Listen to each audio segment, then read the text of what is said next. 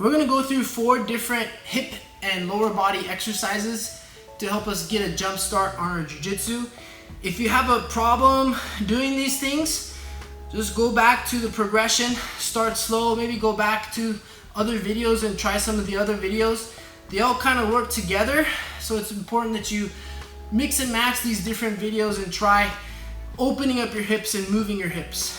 It's important whenever we're practicing at home, we have a safe training area, so if there's any sharp edges or corners, you have that padded with a towel or pillow or blanket.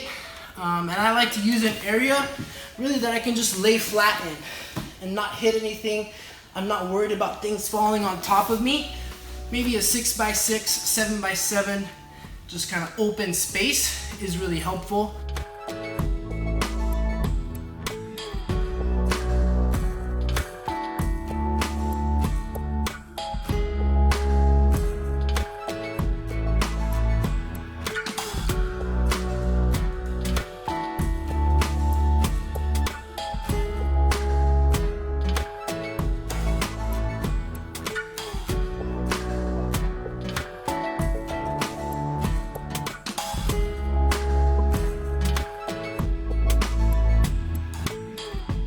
First movement and position is going to be combat base. So for the combat base, I'm going to have one knee flat out to the side and my other knee straight up. So my shin is all the way across the mat and then my other shin is straight up. I want my head, chest, and shoulders facing forward over the knee that's up and not sideways over the knee that's down. It's important that I'm sitting on my heel. The other thing that's important is that I stay tight with my lower body, with my ankles and my hips. I don't want to open up too wide in here. Once we get comfortable in this combat-based position, the next step is to start moving from here. So I'm going to fall back, switch my legs, and then I'm going to roll over my shin to come back up on the other side in my combat base. Come back. And then roll forward.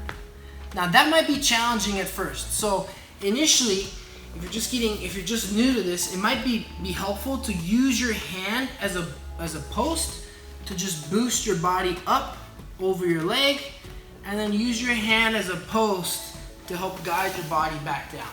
Switching every time, maybe using both hands if that's more helpful. Always thinking about your upper body, so not just leaving your upper body over this knee that's down, but turning it back over this knee that's up. And then again, staying tight around my ankles, my hips, and in my knees. Once you get used to this position, now we can just flow and move as slow or as fast as we want. Switching our legs, tucking your heel in, and really getting your upper body involved, rolling your chest over that front knee if you want to reach, if you want to try different positions with your hands.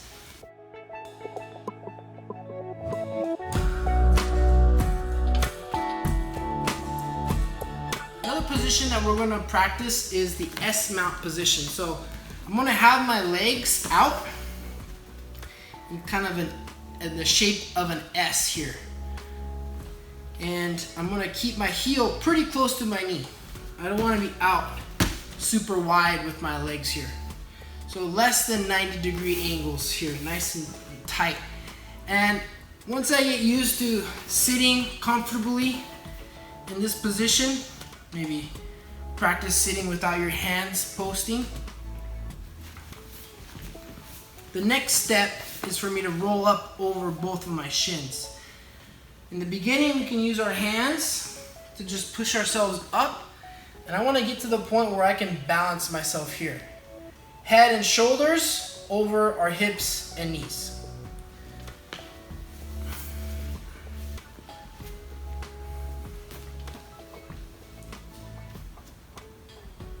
Initially, it might be helpful to boost yourself up with your hands, come up, or maybe always keep your one hand on the mat.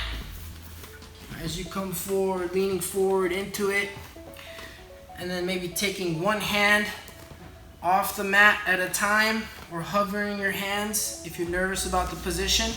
But eventually we want to get to the point where we feel comfortable stretched out and extended. Once we gain more control, the next step is to fluidly move through this position, switching your feet. If you want to drop your hand in between here and there, you can. But otherwise, we want to use our legs, our core, our hips to move through this movement. Nice and slow, nice and strong.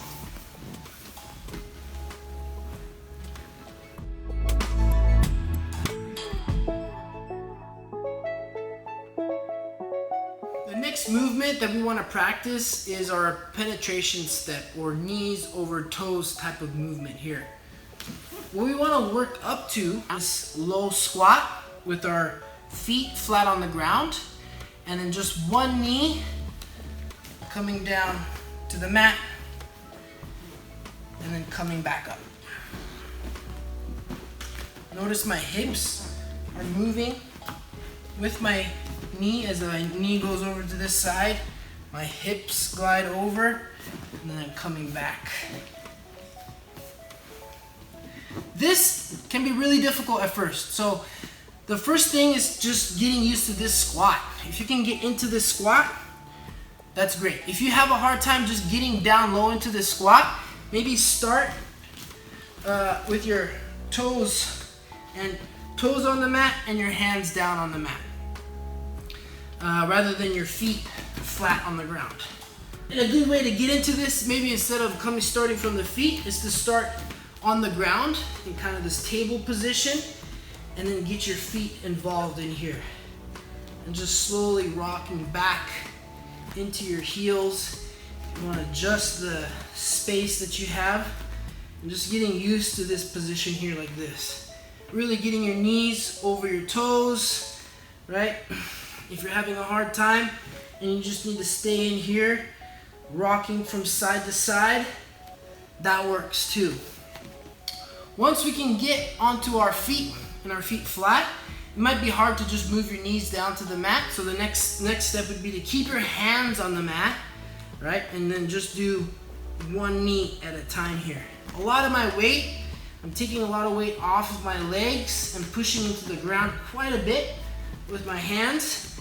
Maybe you can just do it with one hand or the other hand. That one's a little bit more trickier. But using one hand or two hands to help you move through that pattern can be really helpful.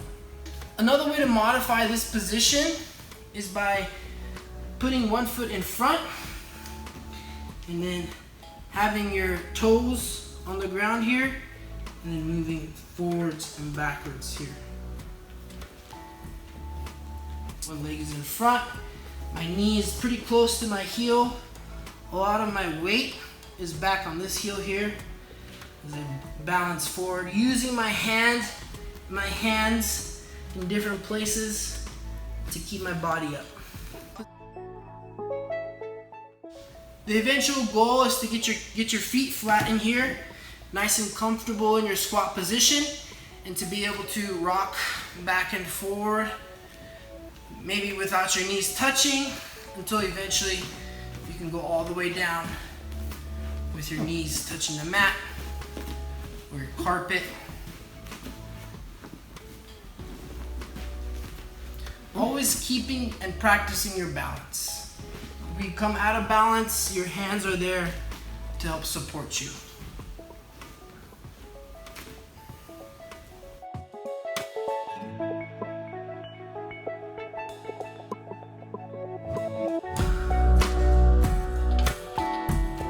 The last hip movement that we're going to practice is the windmill. The windmill is kind of like a breakdancing move, and I'm going to start with one leg out, flat on the ground, and my other leg out to the side. I'm keeping my legs straight, but if you want to modify and keep your knees bent a little bit, that works too. I like to keep my legs straight. My other leg, I'm going to try and draw a circle around. Even though it looks like I'm just coming across my chest, I'm actually trying to come around and over my head and shoulders as my other leg follows in that circular movement. As my foot gets to the ground on the other side, I slide it down, and this leg goes down to the mat.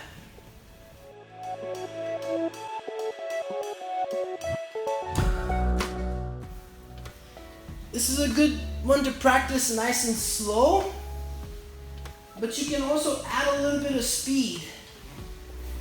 And if you watch carefully at my hips, when I move my hips, I'm trying to lift my hips up off the ground. So I don't want to be flat with my hips and just rocking back, kind of lifting my hips up and spinning them in the air. Use your hands for support. Push against the mat.